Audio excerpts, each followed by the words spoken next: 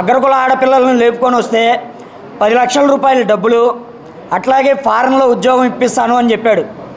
ఇప్పుడు ఆయన ఏం మాట్లాడుతున్నాడంటే చంద్రబాబు నాయుడు గారు రాసిచ్చిన స్క్రిప్ట్ ప్రకారంగా నేను ఆ రోజు వైసీపీ పార్టీలో ఉన్నాను, ఆ పార్టీకి తగ్గట్టుగా వాళ్ళు మాట్లాడమన్నారు కాబట్టి నేను మాట్లాడాను అని చెప్తున్నాడు.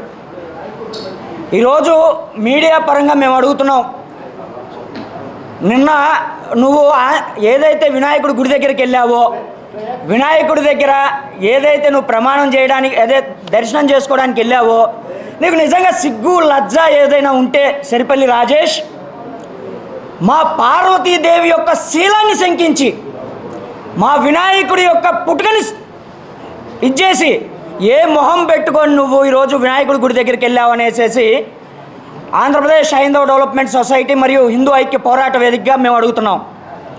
ఈరోజు చంద్రబాబు నాయుడు గారు మీరు అనుకుంటున్నారు పోతే ఒక నియోజకవర్గం పోతుంది, నా ముద్దుల కొడుకు తిట్టడానికి ఆయనకి సెక్యూరిటీగా పెట్టుకున్నటువంటి ఒక సరిపల్లి రాజేష్ని పక్కన పెట్టుకొని దానికోసం అనేసి ఒక సీటుని తీసుకున్నాను అనుకుంటున్నావు. నీ యొక్క నియోజకవర్గంలో కూడా మేము పోస్టర్ రిలీజ్ చేస్తాం. సరిపల్లి రాజేష్ ఏదైతే మాట్లాడాడో స్వామీజీల తరపున నుంచి కానీ యావత్ హిందూ ఆర్గనైజేషన్లకి నేను కోఆర్డినేటర్ని 2 రాష్ట్రాలకి నేను చెప్తున్నాను, నీ నియోజకవర్గంలో సాధు సంతులనే కాదు అఘోర్ అఖాడా ఉత్తరాధికారిని డైరెక్ట్గా తీసుకొచ్చి చంద్రబాబు నాయుడు గారు మీ నియోజకవర్గంలో నీ శిష్యుడు నీ యొక్క కొడుకుని అనుసరించేటువంటి వాడు హిందూ మహిళలను ఏ విధంగా దూషించాడో వీడియో వేసి చూపిస్తాం ప్రతి నియోజకవర్గంలో. ఈరోజు చంద్రబాబు నాయుడు గారు నీకు ఆడపిల్లలు లేకపోయి ఉండొచ్చు, నీ కొడుకు కూడా ఆడపిల్లలు లేకపోయి ఉండొచ్చు, అంత మాత్రాన మా అగ్రకులాల ఆడపిల్లలను లేపకపోమని చెప్తావా? నువ్వు చెప్పినటువంటి వాడికి సీట్ ఇస్తావా? నువ్వు అనుకుంటున్నావేమో ఒక బ్రాహ్మణులు తిట్టాడనేసేసి. అగ్రకులాలంటే మీకు అమ్మవారు ఉన్నారు, అట్లాగే మీకు మద్దతు తెలుపుతున్నటువంటి పవన్ కళ్యాణ్ గారి యొక్క కాపు కులస్తులు ఉన్నారు.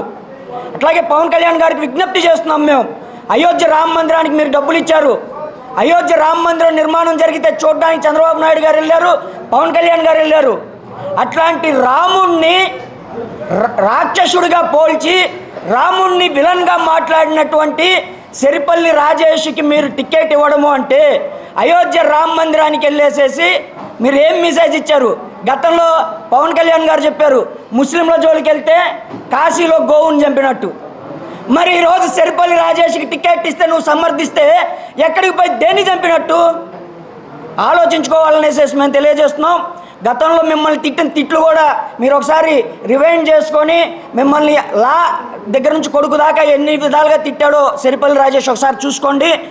కాబట్టి దయచేసి ఇట్లాంటి నీచుడికి టికెట్ ఇచ్చి యావత్ సమాజాన్ని తప్పుదారి పట్టించొద్దు. ఎందుకని మేము విజ్ఞప్తి చేస్తున్నామంటే అతను ఏం గెలిచే సీటు కాదు అది. కానీ ఎందుకు విజ్ఞప్తి చేస్తున్నామంటే ప్రతి వాడికి ఫ్యాషన్ అయిపోతుంది.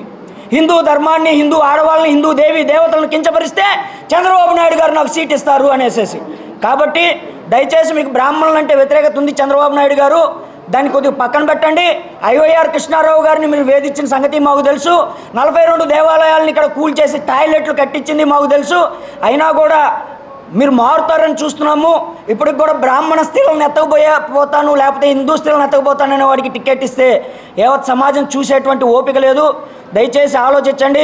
రేపొద్దున మీరు కాలం చేస్తే మీకు పిండ ప్రదానం చేయాల్సింది కూడా మేమే అన్న సంగతిని మీకు గుర్తు చేస్తున్నాము. హరహర మహాదేవ శంభో శంకర. మహాసేన రాజేష్ ఏదైతే మాట్లాడావో అగ్రవర్ణ కుల ఆడవాళ్ళని తీసుకురండి, నేను ₹1,00,000 ఇస్తాను, విదేశానికి పంపిస్తాము అని అంటాం. అది ఒక రకంగా ఉమెన్ ట్రాఫికింగ్ కిందకు వస్తుంది. అంటే తను డైరెక్ట్గా చెప్తున్నాడు నేను ఉమెన్ ట్రాఫికింగ్ చేస్తారు, మీరు ఏం చేస్తారో చేసుకోండి అంటున్నాడు. మహాసేన రాజేష్కి చెప్తున్నాం అగ్రకున్న ఆడవాళ్ళంటే బయటకు వస్తున్నారు, చదువుకున్నారు, విదేశాలకు వెళ్తున్నారు, ఏం చేస్తారులే అనుకో.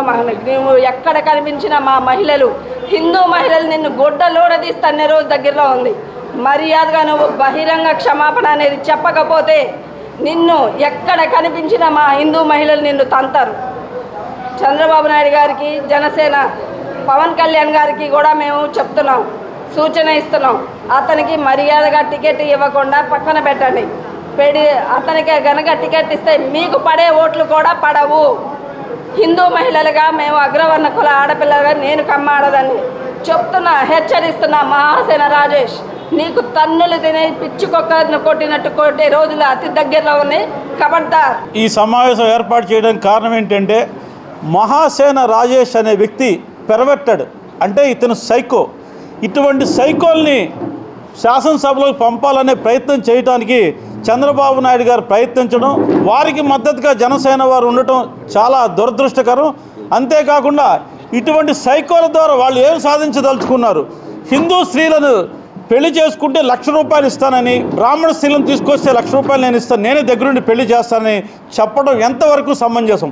సో ఈ రకంగా సంఘంలో కుల మతాలని విద్వేషాలను రెచ్చగొట్టే వ్యక్తుల పట్ల అప్రమత్తంగా ఉండి రాబోయే ఎలక్షన్లో మనకు తగిన గుణపాఠం చెప్పాలని, ఎవరికి కూడా ఎవరి మతాన్ని కూడా ఇంకొక మతం వారు కించపరచకుండా ఉండేటటువంటి సహృదమైన వాతావరణంలో ఎన్నికలు జరిపించాలి. అటువంటి వాతావరణం కల్పించాల్సిన బాధ్యత పౌరులుగా మనందరి మీద ఉందని చెప్పి ఇటువంటి వ్యక్తులకి సీట్లు ఇవ్వటం ద్వారా సమాజంలో అసమానతలు ఎక్కువగా చేసేటటువంటి పొలిటికల్ పార్టీలకి, రాజకీయ నాయకులకి తగిన గుణపాఠం చెప్పాలి. ఎందుకంటే ముందే చెప్తున్నారు, రాజేష్ అనే అతని వ్యక్తి మహాసేన పేరుతో కొంతకాలం నడిపినటువంటి రాజకీయం ఏంటో, అతనికి ఎందుకు మద్దతు ఇస్తున్నారో అనేది పి గన్నవరం ప్రజలు కూడా నిర్ణయించుకోవాలి. అటువంటి వ్యక్తికి సీట్ ఇచ్చినందుకు ముఖ్యంగా హిందూ స్త్రీలను అగౌరవపరుస్తూ వాళ్ళని యొక్క మాన ప్రాణాలని దోచుకోమని చెప్పి ప్రోత్సహించినటువంటి ఈ మహాసేన రాజేష్ లాంటి వ్యక్తులు సీట్లు ఇచ్చినటువంటి తెలుగుదేశం పార్టీని బహిష్కరించాలని, తెలుగుదేశం పార్టీతో మిలాఖత్ అవుతున్న జనసేనని మరియు హిందూ భావజాలాన్ని కోసమే పనిచేస్తున్నటువంటి బీజేపీ వాళ్ళు కూడా వాళ్ళతో ఏ రకంగా పొత్తు పెట్టుకుంటారని చెప్పి ఈ సందర్భంగా మేము ప్రశ్నిస్తూ, రాబోయే ఎలక్షన్లో భారత రాజ్యాంగానికి లోబడి భారత రాజ్యాంగం కల్పించిన హక్కుల్ని హరించే వారి పట్ల అప్రమత్తంగా ఉండి ప్రజలందరూ హిందూ వ్యతిరేక శక్తులకి ఓడించాలని చెప్పి ఈ సమావేశంగా కోరుతున్నాను. చేస్తున్న చర్యలు అసహ్యంగా అసహ్యంగా ఉన్నాయి. సభ్య సమాజం తలదించుకునే విధంగా ఉందని చెప్పచ్చు.